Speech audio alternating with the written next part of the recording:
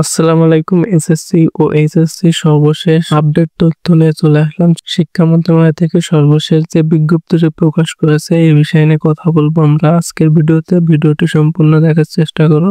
শিক্ষা বোর্ডের তথ্য মতে সর্বশেষ যে বিজ্ঞপ্তিটি প্রকাশ করা হয়েছে সেটা হচ্ছে এসএসসি ও এইচএসসি এদের খাতা দেখা নিয়ে ৮ জন পরীক্ষককে অব্যাহতি দিয়েছে শিক্ষা মন্ত্রণালয় থেকে। দেখতে পাচ্ছ ঢাকা পোস্ট নিউজে প্রকাশ করেছে। এখানে বলা হয়েছে ঢাকা শিক্ষা বোর্ডের আওতাধীন ২০২৫ সালের এসএসসি ও এইচএসসি পরীক্ষার দায়িত্ব পালনকারী খাতা মূল্যায়নে গাফিলতি করে ৮ পরীক্ষককে পাবলিক পরীক্ষা সংক্রান্ত সব কার্যক্রম থেকে আজীবনের জন্য অব্যাহতি দেওয়া হয়েছে।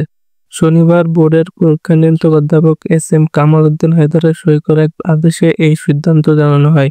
আদেশে বলা হয় এসএসসি ও এইচএসসি পরীক্ষা নির্ধারিত উত্তরপত্রে পরীক্ষার্থীদের দিয়ে ওএমআর অংশের বৃত্ত ভরাট করে নেওয়ার অভিযোগে উপযুক্তদের বিরুদ্ধে তদন্ত প্রমাণ মেলে।